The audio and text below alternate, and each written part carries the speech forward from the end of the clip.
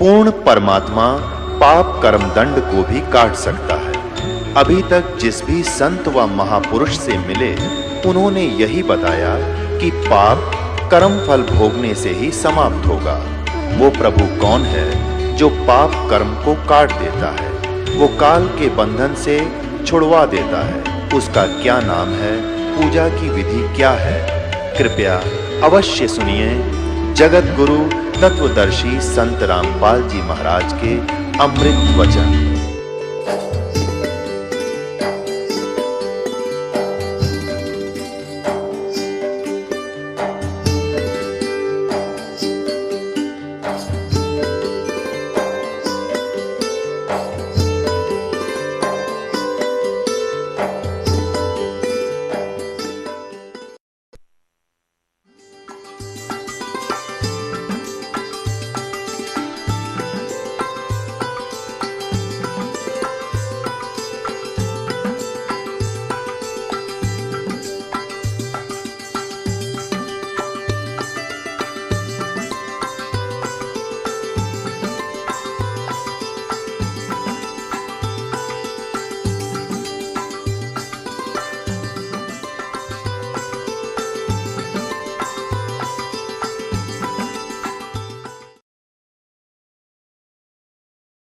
जब मैं मालिक के दर्शनों में आती, कहती गुरुजी मेरी बीमारी नहीं जा रही, गुरुजी मेरी बीमारी नहीं जा रही। एक दिन मालिक ने कहा, परमात्मा ने, पुराने आश्रम बरवाला की बात है, मालिक ने कहा बेटा तुझे तो नया जीवन दिया है, तेरे तो श्वास ही नहीं थे, तुझे तो नया जीवन दिया। लेकिन फिर भी मुझे विश्वास नहीं आया, क्योंकि मेरे अंदर विश्वास की कमी थी। मैं अविश्वास से मैं तो उसके सहारे आई थी कि मेरे रोग ठीक हो जाएं। लेकिन कहते हैं कि जब तक विश्वास नहीं तो कुछ भी नहीं होता। परम संत परम दयालु हैं, पूर्ण ब्रह्म संत रामपाल जी महाराज की दया हुई, मालिक ने मुझे ये सांसें जो दी हैं, आज मैं खड़ी हूँ उस मालिक के सहारे हूँ। परमात्मा ने बड़ी विशेष रजा की, मालिक ने कहे पे फिर भी मुझे विश्वास नहीं आया। मुझे इतनी अल्प बुद्धि जी हूँ कि मुझे विश्वास फिर भी नहीं आया। मैं आकर के अपने भगत जी से कहती हूँ कि गुरुजी ने मुझे ऐसे ऐसे कहा, तो उन्होंने कहा सही होगा, परमात्मा ने कहा है तो, क्योंकि उनको वो आए थे, उनको ज्ञान को समझ के उन्होंने नाम लिया। मेरे को ज्ञान समझ में नहीं आया, मेरे दिमाग में तो देवी देवताओं का बोझ था, और क्या कहते हैं घर के ऊपरी देव देवता थे, बाधाएं थी, भूत प्रेतों का साया था या क्या भी था, मुझे नहीं पता। परमात्मा की मेहर मुझ पे धीरे धीरे हुई, मालिक का ज्ञान मुझे धीरे ही समझ में आया। कम से कम मुझे साल 1.5 साल लग गया था ज्ञान समझने में। फिर भी मालिक ने मुझे जीवन दान दिया। मेरी बेटी को आते थे दौड़े, उसका दौड़ा मालिक ने अपने आशीर्वाद मात्र से ही ठीक कर दिया। फिर भी मेरे अविश्वास की कमी कि मैं उसकी दवाई रखे रही, कल को कुछ हो जाए तो मैं कहाँ जाऊँगी, कहाँ से दवा लाऊंगी। उसको कई बार दौड़े आते थे, इंजेक्शन भी नहीं, सुई इंजेक्शन डॉक्टर लगाते थे तो इंजेक्शन भी उसके अंदर नहीं जाया करता था, एकदम पत्थर सा शरीर हो जाता था। मेरे अंदर अविश्वास इतना था कि मैं क्या बताऊँ। मैंने लड़की की दवाई 1 साल तक संभाल के रखी। फिर मैं परमात्मा की विशेष रजा हुई, मुझे थोड़ा थोड़ा ज्ञान समझ में आया, और मेरे अविश्वास को परमात्मा ने बहुत अच्छे ढंग से निकाला। क्योंकि मुझे ये नहीं समझ में आया कि मैं तो रोज़ ऐसी ही रहती हूँ, मालिक ने कैसे कह दिया मुझे जीवन दान दे दिया। मुझे इस बात का समझ नहीं आया कि मालिक तो कहते हैं जीवन दान दे दी, तेरे सांसें शेष नहीं थी, और मेरे साथ तो कुछ बीता भी नहीं, और मैं जैसी हूँ वैसी हूँ। फिर परमात्मा ने इस चीज़ को दिखाने के लिए मुझे दोबारा से एक बार फिर मैं बीमार पड़ी। उस समय मेरे अंदर ब्लड कुछ भी नहीं रह गया था, एकदम से नीली सी पड़ गई थी, हाथ पैर कपकपाते थे, खड़े होने की हिम्मत नहीं थी। डॉक्टर के पास जाती, किसी कोई बताता कि पेट में टीबी की गांठें हो गई हैं, कोई कहता पथरी है, कहीं किसी चीज़ का इलाज करा रही हूँ, कहीं किसी चीज़ का इलाज करा रही हूँ। मैं डॉक्टरों के चक्कर लगाने लगी, फिर से मैं दौड़ा भागी करने लगी, मुझे कोई बेनिफिट नहीं मिल रहा। मैं फिर हर तरह से हारते मेरे को समझ ही नहीं आ रहा मैं क्या करूँ। मेरे को फिर डॉक्टरों ने जवाब दिया कि भाई तुम्हारी बीमारी का कोई इलाज नहीं, तुम्हारे तो इतने सारे रोग हैं और खून है नहीं शरीर में। भाई सभी डॉक्टरों ने, कोई मतलब किसी डॉक्टर के पास जाऊँ, वेदों के पास जाऊँ, किसी भी डॉक्टर के पास जाऊँ, कोई इलाज संभव नहीं हो पाया। फिर परमात्मा की विशेष रजा हुई, डॉक्टरों ने जवाब दिया था तुम्हारे शरीर में खून नहीं। मेरा दिमाग ऐसा बदला कि जब खून नहीं तो मैं खड़ी कैसे हूँ, मैं चल फिर कैसे रही हूँ, मैं लोगों से बहस कैसे रही हूँ। हे मालिक सचमुच आपने ही जीवन दान दिया। परमात्मा की विशेष रजा हुई, मालिक की कृपा हुई, जो मुझे ज्ञान थोड़ा सा समझ में आया, दिमाग मेरा काम करना चालू किया, तो मैंने मालिक के चरणों में दंडवत प्रणाम किया, मालिक से माफ़ी मांगी, मालिक मैं तो अल्प बुद्धि हूँ, मुझे बुद्धि दो, मेरे अंदर तो दिमाग है नहीं, अब आपकी ही वाणी सत्य है, हमें तो समझ नहीं आया, मुझे तो ज्ञान भी नहीं समझ में आता। फिर मालिक की मेहर हुई, 1.5-2 साल में मुझे ज्ञान समझ में आया, और अब मुझे परमात्मा को पूर्णतः ज्ञान अच्छी तरह से समझ में आता है। और मालिक से कहती हूँ, ये मालिक अब अपने चरणों में रखना, भी कभी मत भटकाना मुझे। बहन जी, भक्त समाज को क्या संदेश देना चाहते हैं आप? भगत समाज को तो मैं यही संदेश दूंगी कि सभी भाई बंधु जहाँ भी हैं, हम क्या करते हैं, हम झूठे आवभाव में फंसे हुए हैं। जैसे मैं फंसी थी देवी देवताओं के चक्कर में या किसी और, हम झूठे आवभाव को जब तक नहीं छोड़ेंगे, इतने विश्व में इतने गुरु बन गए हैं कि किसी गुरु को समझ पाना ही बड़ा कठिन है कि किसकी शरण में जाऊं, क्योंकि वो पूर्ण थे ही नहीं, समय ही नहीं आया था। 5505 वर्ष बीतने पे ही जब परमात्मा की वाणी थी वो तभी सत्य हो सकती है, समय से पहले कुछ नहीं होता। तो तारणहार परमात्मा 5555 वर्ष बीतने पे ही आते, उनकी वाणी जो लिखी थी वो सत्य तभी होती। और ये जो गुरु पद पे बैठे हैं सब ये झूठा ज्ञान दे रहे हैं, इनको किसी गुरु को मतलब पूर्णतः ज्ञान है नहीं, क्योंकि इस चीज़ को अब मुझे समझ में आया, पहले मैं नहीं समझती थी इस चीज़ को। तो भगत समाज को मेरी तरफ से यही संदेश है कि विश्वास करें, परमात्मा धरती पे आ चुके हैं, ज्ञान को समझें और अपना उद्धार कराएं, जन्म मरण को संवारें, क्योंकि विश्वास ही सब कुछ है। जब तक विश्वास नहीं तो कुछ भी नहीं है। विश्वास के सहारे इंसान एक पत्थर को भी घर में लेके पूजा करता है, जल छोड़ता है तो उसकी मन इच्छा पूरी होती है। सिर्फ मन की इच्छा पूरी होती है, ना कि मुक्ति मिलती है। इसलिए अगर पूर्ण मुक्ति को पाना चाहते हो, लक्ष्य 84 से बचना चाहते हो, तो पूर्ण संत धरती पे आ गए हैं, उनको पहचानो। मेरी तरह मत भटको, समय ना बर्बाद करो। जीवन का अनमोल समय, हर श्वास कीमती है। ये हम गुरु सभी कहते हैं कि आज तक किसी गुरु ने ये नहीं कहा कि मन की इच्छाओं को ख़त्म करो, जीते जी मरना सीखो। यानी हमें किसी इच्छाओं को त्यागना भी नहीं है, गृहस्थ में रह के भक्ति करनी है, घर भी नहीं छोड़ना। कई लोग कहते हैं कि घर छोड़ दोगे, ये कर दोगे, तुम वहीं चले जाते हो घूम फिर के। नहीं, ऐसा कुछ भी नहीं है। ये तो समर्थ आए हुए हैं। जैसे कि कहने वाली बात होती है, कई हम किताबों की सेवा में जाते हैं तो कई भगत ये भी कहते हैं माँ बाप की तो सेवा करते नहीं और गुरु के पास चल देते हैं। एक बात बताओ, जब हमारे सर्वप्रथम सबसे परमात्मा हमें इसी चीज़ को समझाते हैं कि भगत के लक्षण नजर आने चाहिए। भक्ति तो बाद में स्टार्ट होती है, पहले भगत के लक्षण नहीं आएंगे तो तुम्हें भगत कौन जानेगा। भगत के लक्षण होने चाहिए, इंसानियत का जो पहला इंसानियत का फर्ज है वो सामने आना चाहिए। और जब वो आएगा तो हमें सभी अपने नज़र आएंगे। और ये फिर क्या हम दूसरे के माता पिता को, भाई बंधुओं को, बच्चों को, सबको अपना समझेंगे तो क्या अपने भाई माता पिता की नहीं करेंगे सेवा? ये हमारी सोच है इंसान की। बाहरी कहते हैं कि बाहरी लोग समाज को देख के समाज गंदा हो जाता है। इंसान करना भी चाहता है ना तो समाज उसको करने ही नहीं देती। तो कहते हैं गोधन गजधन बाजधन और रतन धन खान, और जब आवे संतोष धन सब धन दूरी समान। आज के ज़माने में जितने भी इसमें लोग पड़े हैं सब हाय हाय करके हाय हाय ठगनी माया है, सब जान रहे हैं माया ठगनी है, फिर भी उसी चक्कर में फंसे पड़े हैं, हाय हाय में फंसे पड़े हैं और जान रहे हैं कि ये कुछ हमारे साथ नहीं जाना। हमारे साथ पाप और पुण्य दो ही चीज़ें आएंगी और उस पाप पुण्य के सहारे ही हम ये दुख और सुख भोग रहे हैं।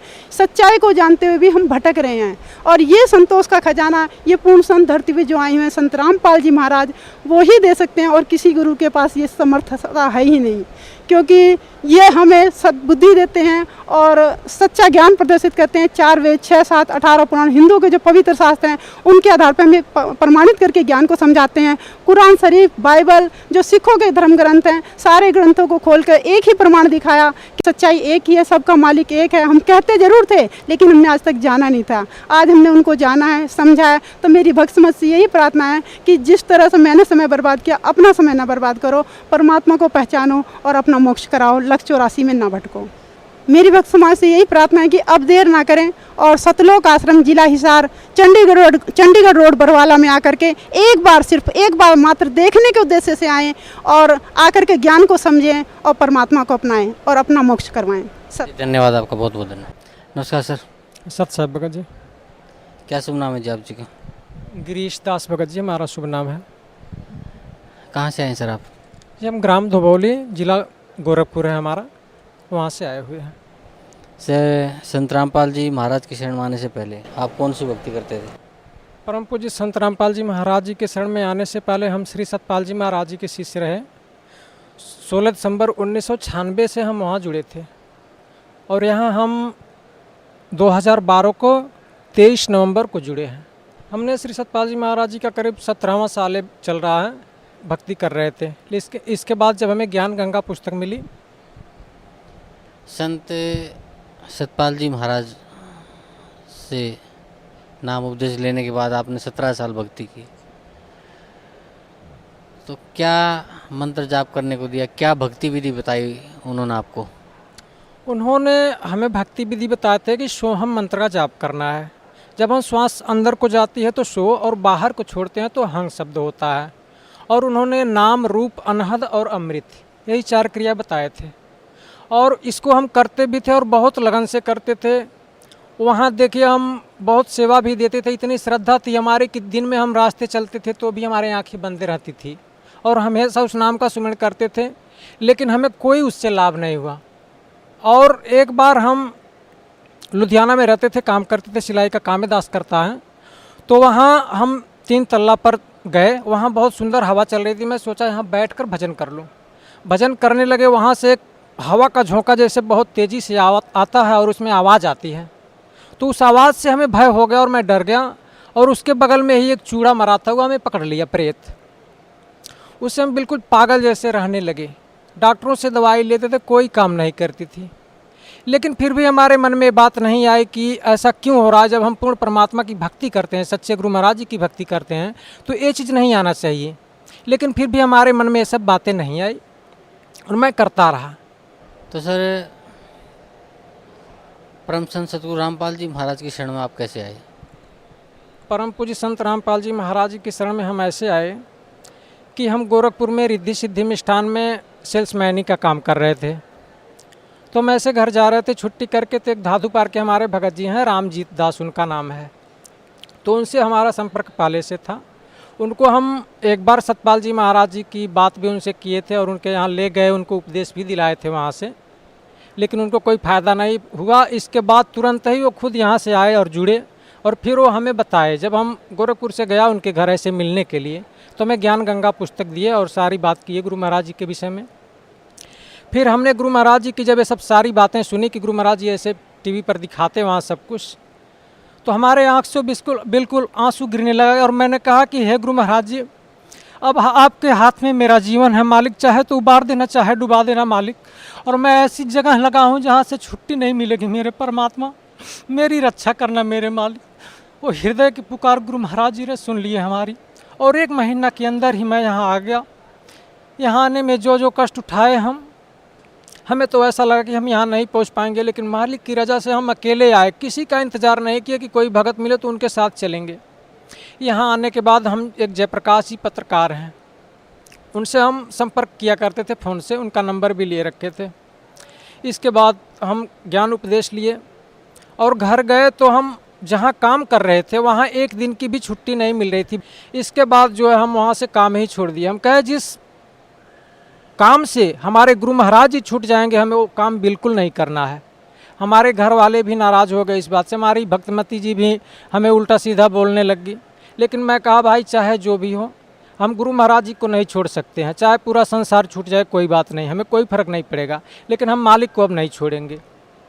इसके लिए हमारे ससुराल से हमारे साले जी भी आए, गांव के लोग भी आए, हमें समझाने लगे कि तुम्हारे बच्चे हैं, इनकी परवरिश कौन करेगा।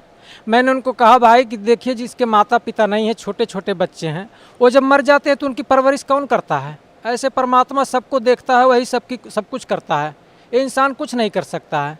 फिर मैंने उनको समझाया। हमारी पत्नी बोली फिर मैं चली जा रहा हूँ। मैं कहा चली जाओ तुम, हमें कोई ज़रूरत नहीं है, हम गुरु महाराज जी को नहीं छोड़ सकते हैं। इसके बाद जो है फिर वो रुक गई, फिर समझाने लगे। मैं कहा भाई देखो पूरा संसार छूट जाए, हमें तो गुरु महाराज जी को नहीं छोड़ना है, उनकी भक्ति हमें करनी ही करनी है। सर, पहले 17 साल आप संत सतपाल जी महाराज के सानिध्य में सोहंग मंत्र का जाप करते रहे, और जो भी उन्होंने आपको क्रियाएं बताई वो सब क्रियाएं आप करते रहे। और आप बता रहे हैं कि आप रास्ते चलते भी उस मंत्र का जाप करते थे। तो जहाँ तक मेरी बुद्धि काम करती है, तो आपने बहुत ही निष्ठा और ईमानदारी से वो भक्ति की, और उस भक्ति का आपको कोई लाभ नहीं मिला। फिर आप परम संत सतगुरु रामपाल जी महाराज की शरण में आए, उन्होंने आपको नाम उपदेश दिया और जो भक्ति बताई। तो सर, जो भक्ति परम संत सतगुरु रामपाल जी महाराज ने आपको बताई, उस भक्ति का आपको क्या लाभ मिला? उस भक्ति का तो भगत जी देखिए पहला लाभ हमारा ये हुआ कि जब हम यहाँ आए तो हमारे ऊपर भ्रम था, हमारे घर में भी भ्रम था, हमारे बच्चों के ऊपर भी भ्रम था।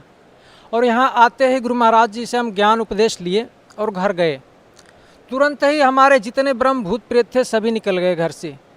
और उसी दिन से दृढ़ निश्चय हमारा हो गया कि हमारे पूर्ण परमात्मा सदगुरु परम पूज्य श्री रामपाल जी महाराज जी हैं और कोई नहीं है इस संसार में। और ज्ञान गंगा जो पुस्तक मिली थी उसमें हम सृष्टि की रचना पढ़े थे और उसको समझ लीजिए कंठस्थ याद कर लिए। और परमात्मा का हम कभी परमात्मा से कोई मतलब हमारे मन में प्रश्न उठता था कि हम परमात्मा से कुछ पूछेंगे, तो जब सत्संग हम चलाते थे मोबाइल में तो ऑटोमेटिक ऐसा सत्संग लग जाता था कि उस प्रश्न का जवाब उसी में हमको मिल जाता था, हमें कुछ पूछने की ज़रूरत नहीं पड़ी। मैं सिर्फ 2 बार गुरु महाराज जी से प्रार्थना किया है। एक बार प्रार्थना तब किया था कि जब हमारी पत्नी हमसे बहुत ईर्ष्या करती थी और सत्संग में न आने को हमेशा कहती थी, बच्चों को भी नहीं आने देती थी, तो मैं प्रार्थना किया था कि हे गुरु महाराज जी, हमारी पत्नी हमें रोकती है मालिक और बच्चों को भी नहीं आने देती हैं सत्संग में, हम क्या करें। तो गुरु महाराज जी ने बोला था कि बेटा मैं कृपा कर दूंगा। इसके बाद एक बार मैं और प्रार्थना किया था कि हमारी पत्नी से और हमारा एक छोटा भाई है उससे झगड़ा हो गया था। मैं खेत में गेहूं की सिंचाई कर रहा था, तो हमारी लड़की रोती हुई आई और बोली कि चाचा मम्मी को मार रहे हैं। मैं वहाँ तुरंत गुरु महाराज जी से प्रार्थना की कि हे गुरु महाराज जी, ये दास आपका जा रहा है मालिक, लेकिन कोई ऐसी गलती ना हो मालिक जिससे नाम खंड हो हमारा मालिक, बहुत डर लगता है हमें नाम खंड होने से मालिक। तो गुरु महाराज जी दया कर मैं गया वहाँ, उसी से सारा कुछ पूछा कि कैसे क्या हुआ। तो आपस में सब गाली गलौज कर रहे थे। मैं कहा कि अपनी पत्नी, अब तो लड़की मतलब औरत है वो कहाँ जाएगी, और तुम भाई हो लड़के हो कहीं चल जाओ 5 मिनट के लिए, भी शांत हो जाएगी फिर चले आना। वो बोला कि मैं नहीं जाऊँगा, क्या कर लोगे। फिर मैंने एक थप्पड़ उसको मार दिया था। इसके बारे में फिर गुरु महाराज जी से प्रार्थना किया था कि हे गुरु महाराज जी, मैं एक थप्पड़ अपने भाई को मार दिया हूँ मालिक, मेरा नाम तो नहीं खंड है मालिक। बोले नहीं बेटा, लेकिन आगे से ऐसी गलती मत करना। फिर मैं कभी भी ऐसी गलती नहीं किया, गुरु महाराज जी के बात सुनकर कभी ऐसी गलती नहीं किया, और तब से मालिक के हर आज्ञा का पालन करना चाहता हूँ।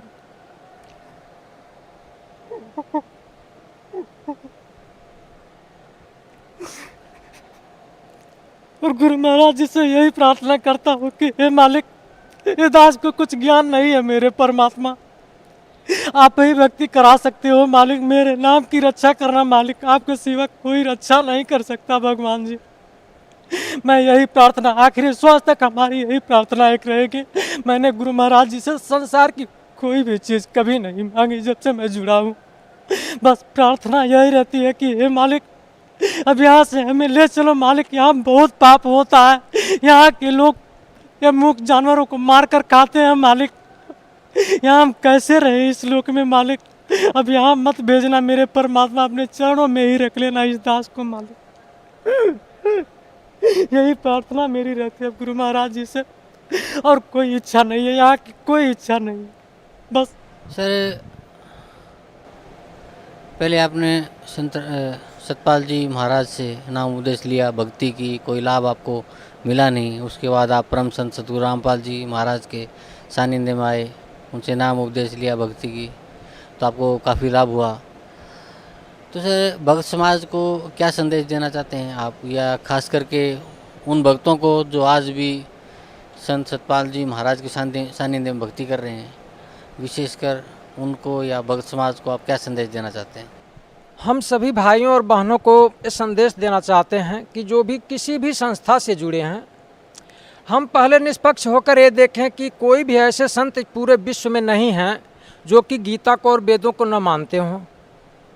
और गीता और वेदों में क्या लिखा है आज तक इन संतों ने हमें नहीं बताया। जो कुछ बताया उसका कोई प्रमाण नहीं दिया, और हमारे परम पूज्य श्री गुरु महाराज जी सारा प्रमाण दे रहे हैं।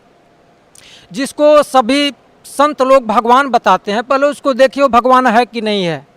परमात्मा कौन है? कृष्ण भगवान को हम परमात्मा मानते हैं, लेकिन कृष्ण भगवान अध्याय 11 के 32वें श्लोक में वही गीता ज्ञानदाता कहता है कि अर्जुन, मैं काल हूँ और सबको खाने आया हूँ, तू लड़ाई नहीं भी करेगा तो भी मैं मार दूंगा।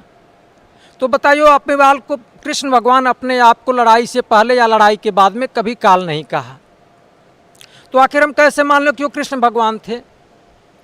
और दूसरा उदाहरण देखिए, वो गीता ज्ञानदाता जो है वो कह रहा है कि मेरी भक्ति मेरा एक ओम मंत्र है। अध्याय 8 के 13वें श्लोक में कह रहा है कि ओम इति एकाक्षरम ब्रह्म व्याहरण माम अनुसमरन यह प्रयाति त्यजन देहम सहयाति परमाम गतिम, कि मेरा एक ओम मंत्र है और कोई नहीं है। लेकिन आज के जो संत हैं कुछ न कुछ उल्टा सीधा नाम दे रहे हैं, ओम नमः भगवती वासुदेवाय, ओम नमः शिवाय या राम राम, ऐसे तरह तरह के मंत्र दे रहे हैं। इससे कोई भी कल्याण नहीं होना है। अगर सच्ची भक्ति आप लोग करना चाहते हैं तो परम पूज्य श्री सद्गुरु रामपाल जी गुरु महाराज जी के शरण में आइए और सच्ची भक्ति जानिए। आप वेदों को देखिए, वेदों का प्रमाण गुरु महाराज जी दिखाते हैं। ऐसी यथार्थ भक्ति तो कोई विश्व में नहीं दे रहा है और कोई प्रमाण नहीं दे रहा है कि ऐसा कुछ है। और हमारे गुरु महाराज जी सारा प्रमाण दे रहे हैं, आपके सामने दे रहे हैं। और देखिए उसमें अगर कोई गलत बात हो तो उसको बताइए कि यहाँ गलत है। ये दास उनके अब तो ऐसे ऐसे बच्चे उनके तैयार हो गए। बच्चा 8 साल का है मालिक का, लेकिन कह रहा हूँ कि पूरे गोरखपुर डिस्ट्रिक्ट में चैलेंज के साथ मैं कह रहा हूँ कि अगर कोई भी संत हो अपने आप को विद्वान समझता हो तो इस दास से बात कर ले। लेकिन वेद शास्त्रों के प्रमाण में बात करूँगा, वेद शास्त्रों का प्रमाण दूंगा, और कहीं कोई गलत निकाल दो तो मैं गुरु उसको बना लूँगा। हम सभी सतपाल जी महाराज जी से या किसी भी संस्था से जो भक्त लोग जुड़े हैं उनसे हाथ जोड़कर करबद्ध प्रार्थना करता हूँ कि आप लोग यहाँ पूर्ण परमात्मा संत रामपाल जी महाराज जी आए हुए हैं और यहाँ बरवाला में आइए और यहाँ उपदेश लीजिए और यहाँ के सभी ज्ञान को समझिए कि यहाँ का ज्ञान क्या है और वेद शास्त्रों से प्रमाण देखिए कि सत्य है कि गलत है। आप खुद निर्णय कर लीजिए। यहाँ पूर्ण परमात्मा संत रामपाल जी महाराज जी आए हुए हैं। आपके किसी प्रकार का कोई रोग है, गुरु महाराज जी सारा काट देंगे और आपको इतना धन देंगे कि जो आप सोच नहीं सकते हैं, सपने में भी नहीं सोचे होंगे, उतना धन परमात्मा देंगे। तो करबद्ध प्रार्थना है आप लोगों से। हम देखिए 17 साल से भक्ति किए वहाँ, लेकिन हमें कुछ भी नहीं मिला, दुख के सिवा कुछ नहीं मिला। तो आप लोग किस आस में बैठे हुए, आपको क्या मिल जाएगा वहाँ से? हम तो ये कहते थे, आप लोग भी यही कहते होंगे कि हमारे गुरु महाराज जी सच्चे हैं। सत्संग करते तो यही कहते थे कि हमारे गुरु महाराज जी को कोई झूठा नहीं साबित कर सकता, जो झूठा साबित कर देगा उसको गुरु बना लूँगा। तो अपने वादे को उस याद रखो और संत रामपाल जी महाराज जी के शरण में आइए। सभी संतों को गुरु महाराज जी हमारे कह रहे हैं कि भाई ज्ञान चर्चा के लिए आइए, तो क्यों नहीं आ रहे हैं? अगर उनके पास यथार्थ भक्ति है, ज्ञान है, तो क्यों चर्चा के लिए नहीं आ रहे हैं? उनको आना चाहिए। और उन सभी संतों से, सभी गुरुओं से भी हमारी एक करबद्ध प्रार्थना है कि आप लोग इन जनता को, भोली जनता को भरमाइए नहीं। अगर ज्ञान नहीं है तो इन लोगों को खुला छोड़ दीजिए कि भाई हमारे पास इतना ही ज्ञान है और संत रामपाल जी महाराज जी के पूरा ज्ञान है। हमारे गुरु महाराज जी की बाणी सभी संत महंतों के पास पहुंच गई। कोई ऐसे संत नहीं है जो ये कह सकते हैं कि हमारे पास उनकी चर्चा नहीं सुनने को मिली या उनकी कैसेट नहीं मिली या उनका कोई पुस्तक नहीं मिला। पूरे विश्व में चैलेंज हमारे गुरु महाराज जी किए हैं। तो आप लोग आकर कल्याण कराइए और जो हमारे गुरु महाराज जी प्रश्न पूछते हैं उसका जवाब अपने गुरुओं से पूछिए। अगर नहीं दे पा रहे हैं तो यहाँ आकर अपना कल्याण कीजिए। हमारी यही प्रार्थना है आप लोगों से करबद्ध। जी धन्यवाद, आपका बहुत बहुत धन्यवाद। ब्रह्म पिता परमात्मा पूर्ण ब्रह्म, सारी सृष्टि के रचनहार कबीर परमेश्वर जी की असीम रजा से आप परमेश्वर की प्यारी आत्माएं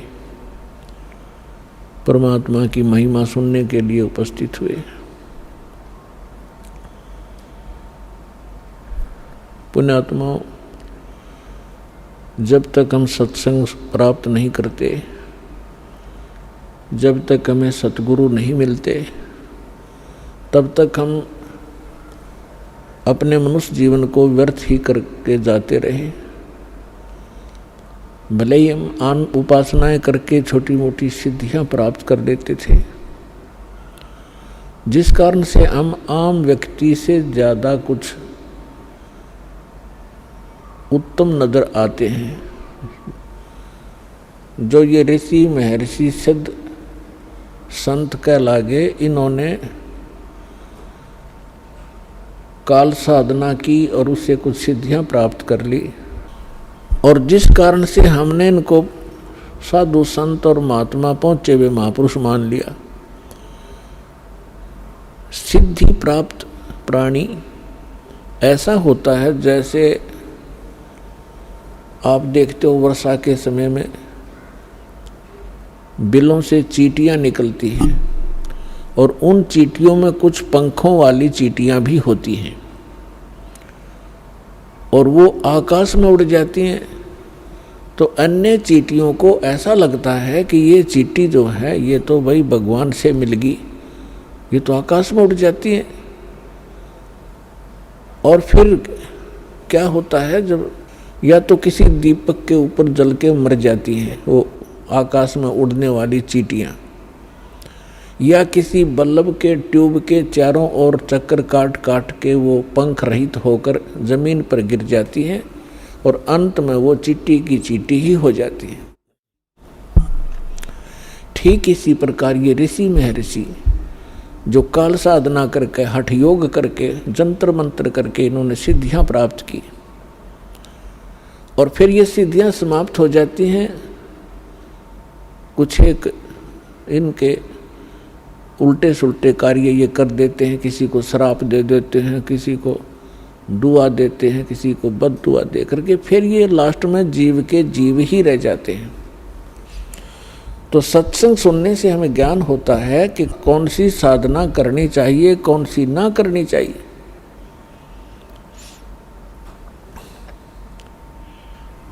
आज आपको थोड़ा सा विवरण देंगे कि ये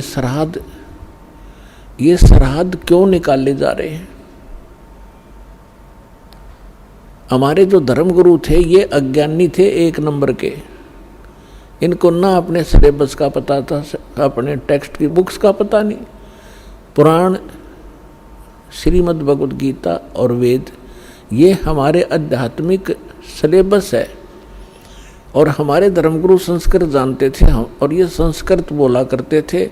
गीता का और वेदों का मंत्र तो वही बोल देते थे, अनुवाद अपने हिसाब से गलत करते थे, जिस कारण से हमारे अंदर भ्रम बना रहा कि ये बड़े विद्वान हैं, संस्कृत भाषा जानते हैं, इन्होंने सदग्रंथों को ठीक ठीक जाना होगा।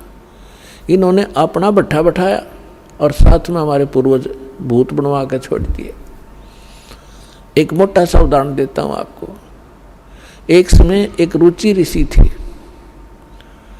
उस ब्राह्मण ने वेदों को समझा और उसके आधार से अपना जीवन प्रारंभ किया भक्ति मार्ग का। उसकी उम्र 40 वर्ष की हो गई थी, उसने विवाह नहीं किया, ब्रह्मचारी पद में रहता हुआ वेदों अनुसार अपनी साधना कर रहा था जैसा उसको ज्ञान था।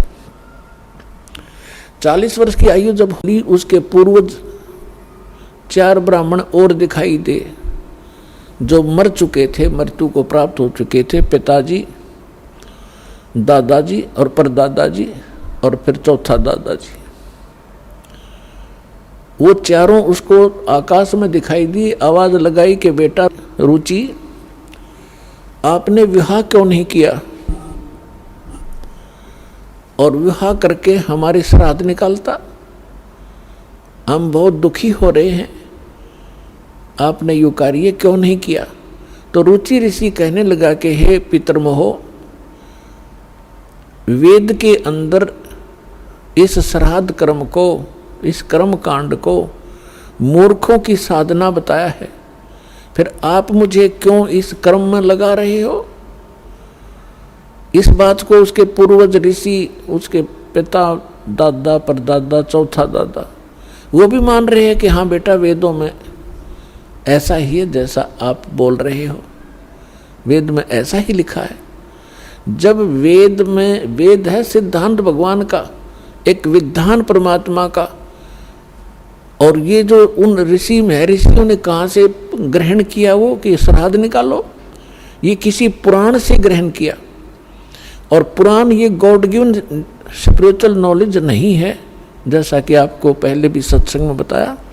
वेद और श्रीमद् भगवद गीता, वेद वाला ज्ञान ही श्रीमद् भगवद गीता के अंदर है, और सूक्ष्म वेद में भी ऐसा ही है जो परमात्मा ज्ञान देते हैं। तो अब आपको थोड़ा सा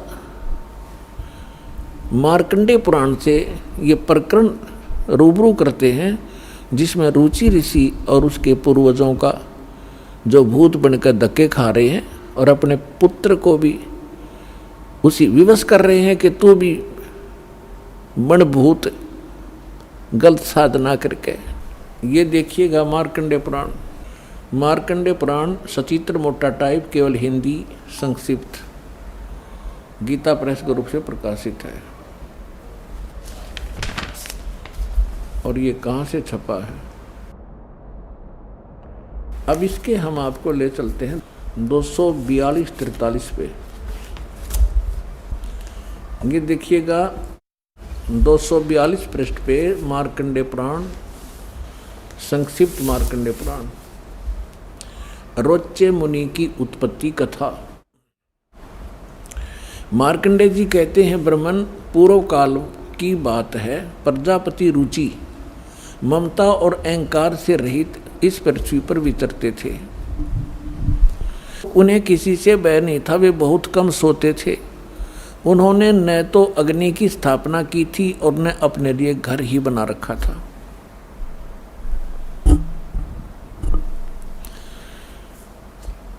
वे एक बार भोजन करते और बिना आश्रम के ही रहते थे।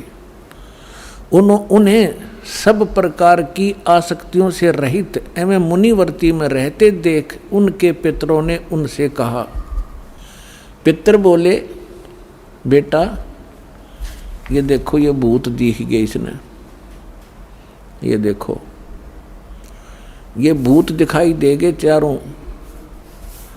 ये पिताजी, दादाजी और फिर दादा का पिताजी, दादा का परदादा जी, ये चारों भूत बन रहे ऋषि जी। अब ये क्या इंस्ट्रक्शन दे रहे हैं देखिएगा। पितर बोले, बेटा विवाह स्वर्ग और अपवर्ग का हेतु होने के कारण एक पुण्यमय कार्य है, उसे तुमने क्यों नहीं किया। गृहस्थ पुरुष समस्त देवताओं, पितरों, ऋषियों और अतिथियों की पूजा करके पुण्यमय लोकों को प्राप्त करता है। वह स्वाहा के उच्चारण से देवताओं को, श्रद्धा के शब्द से पितरों को तथा अन्नदान बलि वैश्वदेव आदि से भूत आदि प्राणियों एवं अतिथियों को उनका भाग समर्पित करता है। बेटा हम ऐसा मानते हैं कि गृहस्थ आश्रम को स्वीकार ना करने पर तुम्हें इस जीवन में क्लेश पर क्लेश उठाना पड़ेगा और मृत्यु के बाद और दूसरे जन्म में भी क्लेश ही भोगने पड़ेंगे। अब रुचि ऋषि कहता, पितृगण परिग्रह मात्र ही अत्यंत दुख एवं पाप का कारण होता है और तथा उससे मनुष्य की अधोगति होती है। यही सोचकर मैंने पहले स्त्री संग्रह नहीं किया। अब हम ज़्यादा ना पढ़कर आपको अपने काम की बात पढ़ावांगे। पितर बोले, बेटा जितेंद्रिय होकर आत्मा का प्रक्षालन करना उचित ही है। तुम जिस पर चल रहे हो वह मोक्ष मार्ग है। रुचि ने पूछा, पितामहो वेद में कर्म मार्ग को किसको, जो इसने अभी बताया था कि इन्होंने बताया था इन पितरों ने कि गृहस्थ पुरुष समस्त देवताओं, पितरों, ऋषियों और अतिथियों की पूजा करके पुण्यमय लोकों को प्राप्त करता है। वह स्वाहा के उच्चारण से देवताओं को, श्रद्धा के शब्द से पितरों को, अन्नदान बलि वैश्वदेव आदि से भूत और आदि प्राणियों एवं अतिथियों का उनको भाग समर्पित करता है। बेटा हम ऐसा मानते हैं, गृहस्थ आश्रम को स्वीकार ना करके तुमने जीवन में क्लेश पे क्लेश भोगने पड़ेंगे। भावार्थ है कि जो तुम ये श्राद्ध श्रुद्ध ना निकालता, ये निकाल है। अच्छा यूँ क्या कह रहा है फिर, ये कह रहे हैं कि जो तू लग रहा है ना, यूँ तो है मोक्ष मार्ग। अब इसके पूर्वज कह रहे हैं कि जो तू लग रहा है वो मोक्ष मार्ग है और हम बताओ वो नरक मार्ग में आ जा, तू मोक्ष मार्ग न छोड़ दे। ये देवता कह रहे इसके पितर। देखो पितर बोले, बेटा जितेंद्रिय होकर आत्मा का प्रक्षालन करना उचित है, किंतु तुम जिस पर चल रहे हो तो मोक्ष मार्ग है। अरे हम बतावेंगे वो कौन सा मार्ग है। अब रुचि ने पूछा, पितामहो वेद में कर्म मार्ग को अविद्या कहा गया है।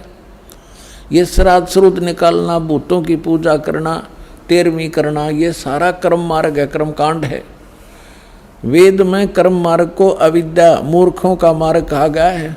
फिर क्यों आप लोग मुझे उस मार्ग पर लगाते हैं।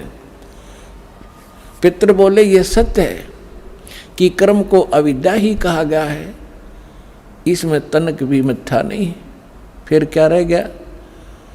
अब इनकी अकल देखो, इनकी चोर ले गए इनकी अकल को, इन पितरों की, श्राद्ध निकलवाने वालों की।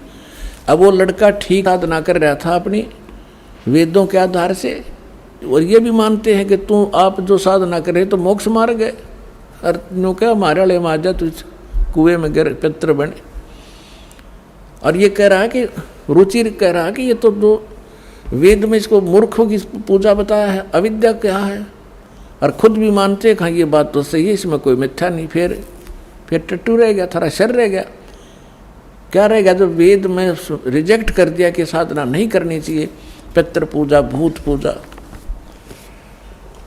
अब कहने का भाव ये है कि इन्होंने इस रुचि को डरा धमका के, अटबट सुना के, अब जिसके पहले वाले 4 दादे परदादे पिताजी दिखाई दे जा, ये तो खैर बुद्धिमान व्यक्ति था, थोड़ा बहुत इसने तो अपना तर्क दे भी दिया।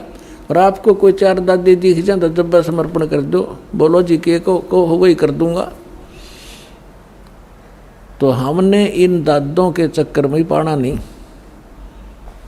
कई भक्त कहते हैं कि भाई जैसे अपने पूर्वज दिखाई दे जा, पिताजी दिखाई दे जा, और वो कहे कि मेरे श्राद्ध निकलवा दो, तो कैसे मना किया जा सकता है? पुण्यात्माओं, तर्क के साथ विवेक से चलना पड़ेगा हमने। वो तो कुएं में गिर गए, अरे वो कह काजा बेटा तू भी गिर जा इस कुएं में, बुद्धिमान तो पड़े नहीं। बुद्धिमान का कर्तव्य बनता है कुएं में गिरे हुए व्यक्ति को भी निकालने की चेष्टा करे, कोई ऐसा साधन खोजे, उसमें रस्सा फांस दे।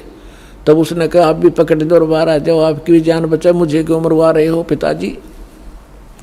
तो बुद्धिमता इसमें होती है। अब कुएं में गिरे हुए व्यक्ति को निकालना चाहिए, ना कि भावुकता में छलांग लगा दे, दोनों मर गए फिरता है।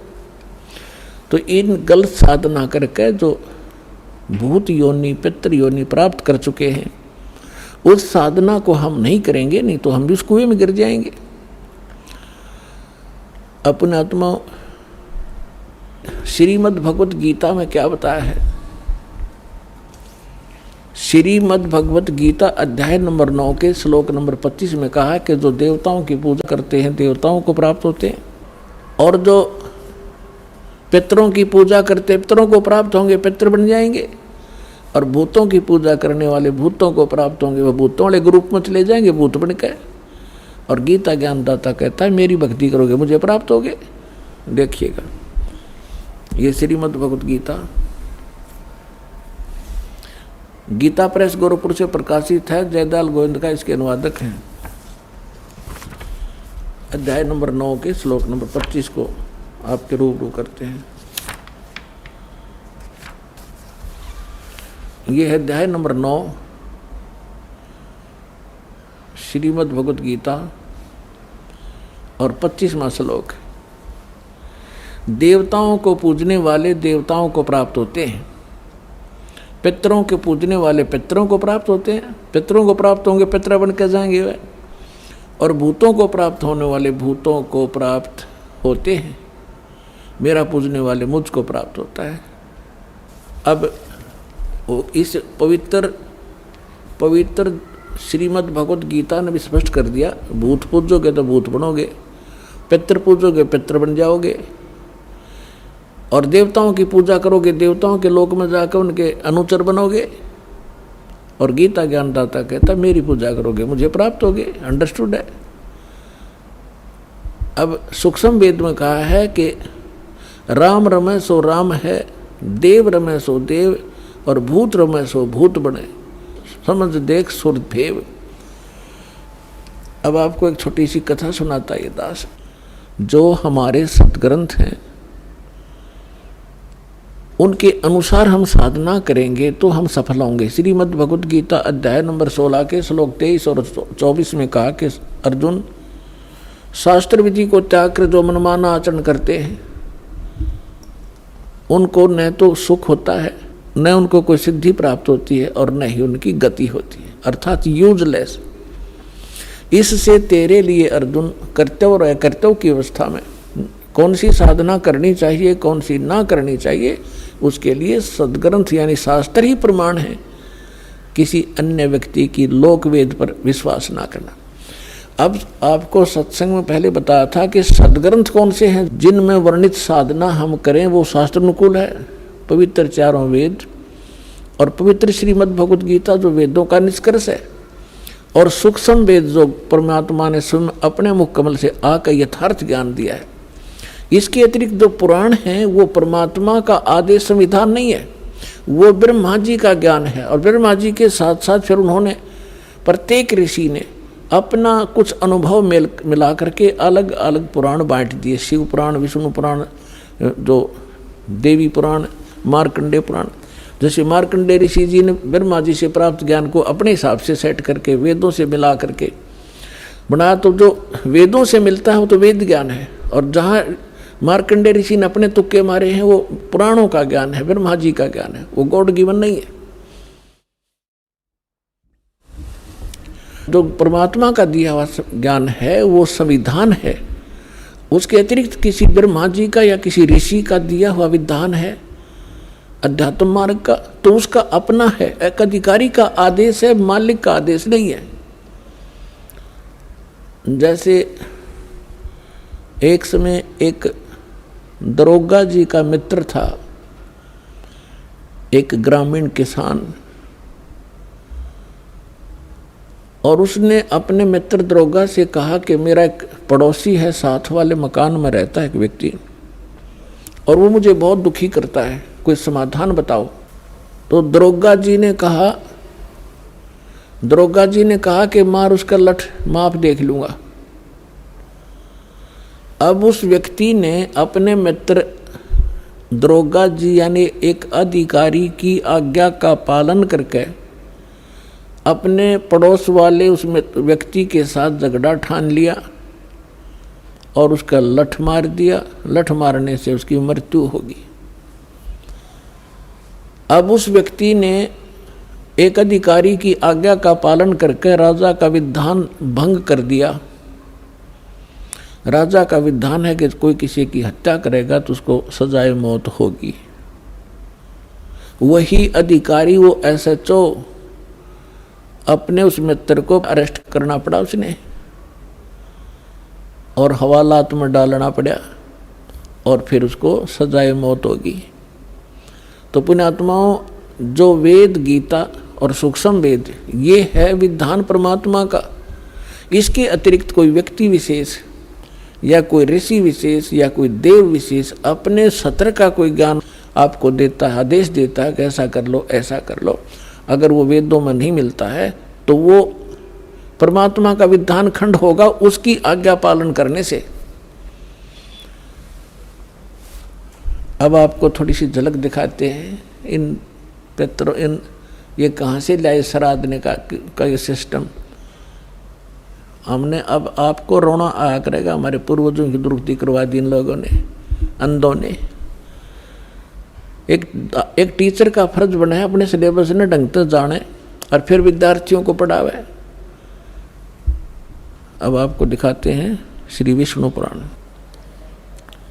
अपने आत्माओं, यही पुराणों की अगर माने तो पुराणों के अंदर भी बहुत सा ऐसा विवरण दे रखा है जो जैसे दास ने बताया था कि जैसे हमारे सदग्रंथ हैं, ये एक वन है और वन के अंदर बहुत सी अच्छी जड़ी बूटियाँ होती हैं और जानकार व्यक्ति उन अच्छी जो आवश्यक हैं उन जड़ियों को निकाल कर एक औषधि बना लेता है।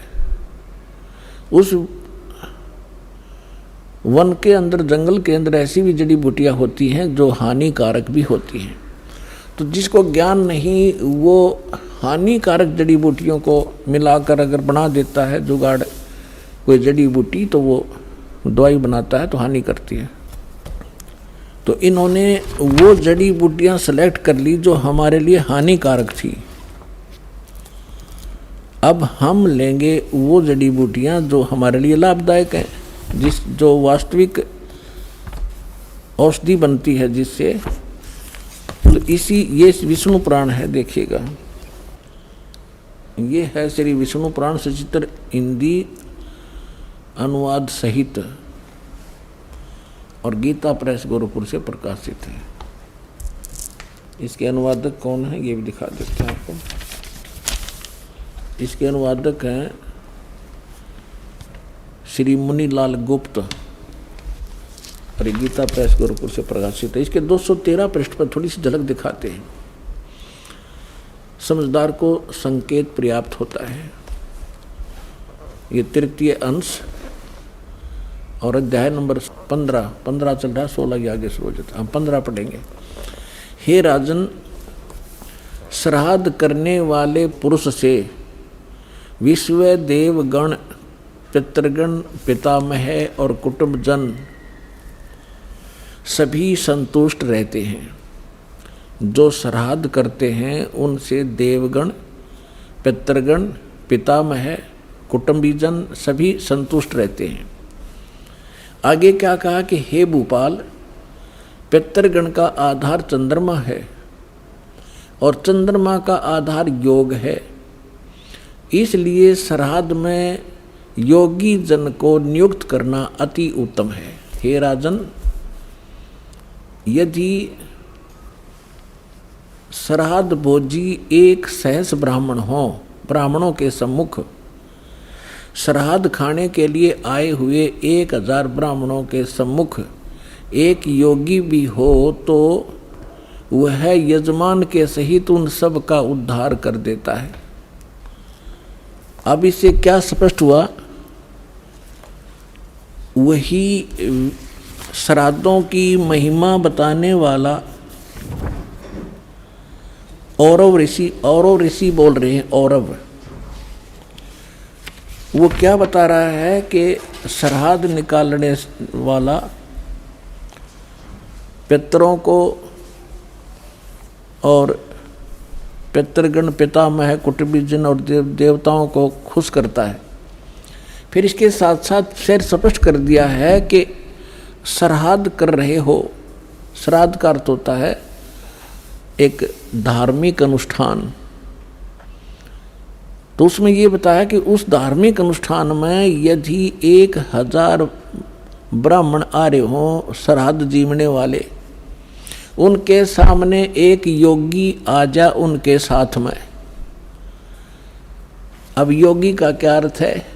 गीता अध्याय नंबर 2 के श्लोक नंबर 53 में कहा कि अर्जुन, जिसमें तेरी बुद्धि भिन्न भिन्न प्रकार के वचनों से विचलित ना होकर हटकर एक तत्व, परमात्म तत्व ज्ञान के ऊपर आश्रित हो जाएगी, तब तो तू योग को प्राप्त होगा, तू भगत बनेगा, योगी बनेगा।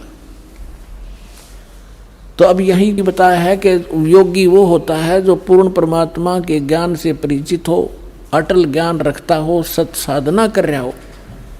उसको भोजन कराने से कहते हैं उन पितरों का भी उद्धार हो जा, 1000 ब्राह्मणा का उद्धार हो जा जो पेट भरते फिर रहे हैं, जिनको ज्ञान कति नहीं, और यजमान का भी उद्धार हो। तो पुण्यात्माओं, दास ने आपको सबसे पहले योगी बनाया है। और यहाँ पर जो साधना होती है 10वें दिन श्राद्ध होने लग रहे, यहाँ पर 10वें दिन समागम होते हैं।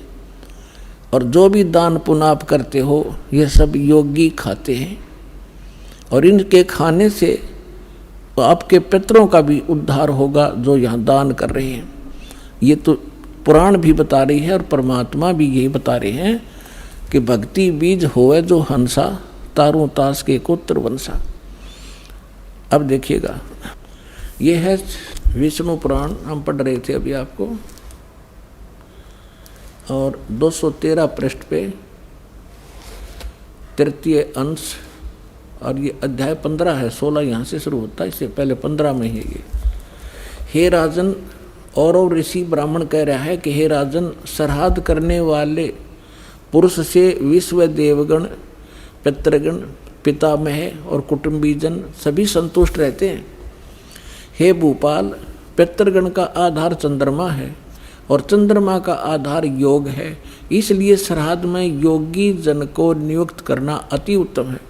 हे राजन, यदि श्राद्ध भोजी 1000 ब्राह्मण हो, सहस्रवन 1000, और ब्राह्मणों के 1000 ब्राह्मणों के सम्मुख एक योगी भी हो तो वह यजमान के सहित उन सब का उद्धार कर देता है। एक साध्य सब सधे है, सब साध्य सब जावे, माली सिंचे मूल को फिर फले फूले गाय, योगी वो नहीं है जो पेट का पानी हिला के दिखा दे, ऊपर न पैर कर ले नीचे न सर, वो योगी नहीं है। वो तो एक प्राकृतिक चिकित्सक है वो व्यक्ति, वो संत नहीं है। योग का अर्थ होता है परमात्मा से मिलने का, योग करने का तरीका। योगी माने भक्त, साधक। तो अब आपको क्या सिद्ध हुआ कि हमारे सदग्रंथ वेद हैं, वेद अनुसार साधना करने से हमें हमारी शास्त्र अनुकूल साधना बनती है। और वेद और गीता दोनों एक ही हैं। और परमेश्वर ने जो ज्ञान दिया वो आपको सुबह सुना ही दिया था। रे भोली सी दुनिया सतगुरु बिन कैसे सरिया, रे भोली सी दुनिया सतगुरु बिन कैसे सरिया। अपने लला के बाल उतरवावे देख के चीना लग जइया, एक बकरी का बच्चा लेके उसका गला कटैया, रे भोली सी दुनिया सतगुरु बिन कैसे सरिया। फिर काचा पाका भोजन बना के और माता धोकने गईया, और उस माता ऊपर कुत्ता मुत्ता, ओ क्यों ना मर गईया, रे भोली सी दुनिया सतगुरु बिन कैसे सरिया। जीवित बाप गे लट्ठम लट्ठा, जीवित बाप गे लट्ठम लट्ठा, और मुँहे गंग पुचैया, जब आवे आसोज का महीना फिर कौआ बाप बनैया, रे भोली सी दुनिया सतगुरु बिन कैसे सरिया। और उन्हीं से प्राप्त ज्ञान को गरीबदास साहब जी कहते हैं कि प्रेत सलाह पर जा बिराजे पितरों पिंड भराई, और बहुर श्राद्ध खान को आए फिर काग भय कलमाई। नर से तीतु पशुआ की जय गद्दा बैल बनाई, ये 56 भोग कहा मन बोरे कित कुर्डी चरडे जाई। फिर क्या बताते हैं, जय सतगुरु की संगत करते ये सकल कर्म कट जाई, अमरपुरी पर आसन होते जहां धूप ना छाई। यदि तुम सतगुरु की शरण में आ जाते ये सारे फंड छूट जाते, ना श्राद्ध निकालने, ना पितर बनना, ना भूत बनना, और सतलोक चले जाते।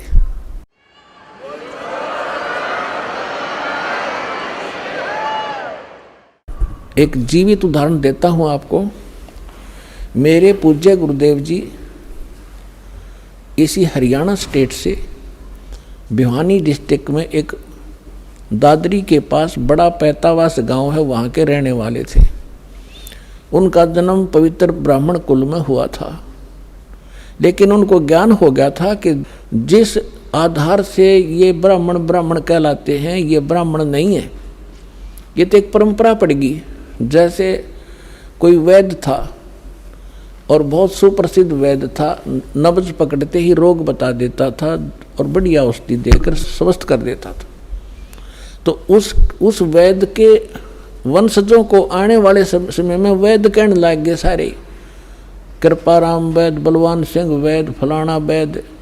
और वो वैद्य है केवल सरनेम बन गया उनका, वो वैद्य नहीं है। उस वैद्य के वंशज होने के कारण वैद्य नाम से प्रसिद्ध हो गए वह, और जानते नहीं पेट के दर्द की दवाई फिर खाक वैद्य है वो। इसी प्रकार जो ब्राह्मण हैं वर्तमान के, जिनको हम ब्राह्मण कहने लगे, ब्राह्मण, तो उस कुल में हमारे पूज्य गुरुदेव जी का जन्म हुआ। और उनको जब ज्ञान हुआ, जब पता चला कि ये तक केवल ब्राह्मण है, पंडित नहीं है। पंडित सोए जो पेड़ की जाने। मेरे दादा गुरु जी थे, वो दिल्ली के अंदर छावला गांव के जाट थे, किसान। और वो हमारे जो दादा गुरुजी के जो गुरुजी थे, जो जिनके वो संपर्क में आए, उन्होंने उनको काशी विद्यापीठ में पढ़ा दिया, उस किसान के लड़के को। और फिर वो 4 विषय के आचार्य बन गए। उनको पंडित चिदानंद नाम से जाना जाता रहा। आज भी उनका खरखोदा के पास में, जिला सोनीपत हरियाणा में, एक गोपालपुर छोटा सा गांव है, उसमें उनका आश्रम है हमारे दादा गुरुजी का। उस पर बोर्ड लगा हुआ है पंडित चिदानंद आश्रम। वो जाट होकर पंडित को आए, और हमारे गुरुदेव जी ब्राह्मण थे। बोले नहीं, हम ब्राह्मण नहीं, हम संत हैं। तो कहने का भाव ये है कि मेरे पूज्य गुरुदेव जी जब 15-16 वर्ष की आयु के थे, खेतों में पशु चरा रहे थे। पहले यही काम करते थे, गौएं चराते थे अपने अपने। इनके ज़मीन भी थी, खेती भी करते थे। और हमारे जो दादा गुरुजी थे उनके संपर्क में आ गए।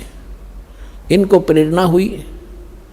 इन्होंने सोचा कि यदि मैं घर से निकलूँगा वैसे तो पीछे पीछे घर वाले भाग लेंगे, ये फेर लाओगे पकड़ गए। उन्होंने ऐसी सूझबूझ की, पहले वन बहुत होते थे, जंगल होते थे बड़े बड़े।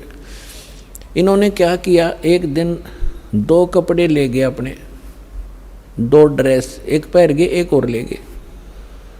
और शाम के समय जब पशुओं को लेकर चलने का समय हुआ, अपने साथी दूसरे ग्वालों से कहा कि आप चलो, मैं आ रहा हूँ, एक बार फ्रेश होया हूँ।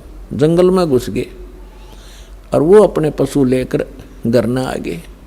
उन्होंने क्या किया, जंगल में जाके दिन में वो देख आए थे सारा साजबाद। एक पशु खा रखा था किसी हिंसक पशु ने, किसी शेर ने या भेड़िए ने, कोई बकरा बुकरा खा रखा था।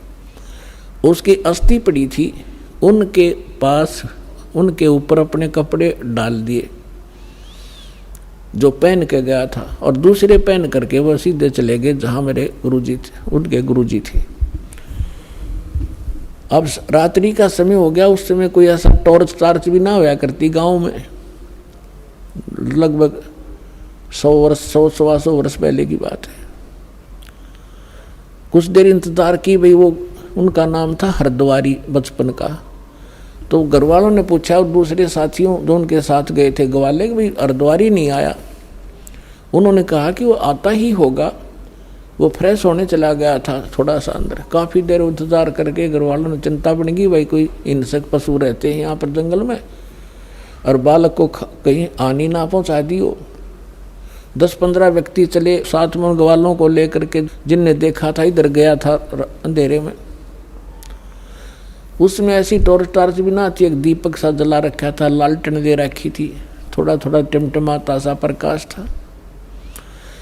ढूंढते ढूंढते खोजते खोजते अंदर गए, देखा तो वहाँ कपड़े पड़े, अस्थि पड़ी। एकदम अंधे हो गए, कहने लगे भाई बच्चा तो खा लिया, ओहो तो ये पड़ा भाई। फटाफट उसको उठाया, कपड़ों में बांधा, लाकर थी बनाकर सुबेरे सुबेरे फूंक दिया। और फिर होगी उसकी 13वीं शुरू, अस्थि ठाई, फिर गंगा में डाल के आए, फिर 13वीं करी, महीना करा, 6 माही करी, वर्षी करी, और फिर हो गए वो श्राद्ध शुरू। वो जा रहे अपना कल्याण कराने के लिए। जब उनका सतलोक गमन का समय हुआ, मेरे पूज्य गुरुदेव जी मुख्य तौर पर पंजाब में रहा करते थे। पंजाब में एक तलवंडी भाई नाम का छोटा सा कस्बा है फिरोजपुर जिले में, और एक उनका आश्रम था मोगा में। तो उस तलवंडी में भी आश्रम था, अधिकतर वो तलवंडी रहा करते थे, वहाँ के सेवादार ज़्यादा थे। तो तलवंडी भाई वो रहा करते थे। दास को दीक्षा देने का आदेश वो दे चुके थे 1994 में। 1996 में वो अपने गांव में आए, इस 55 दादरी के पास।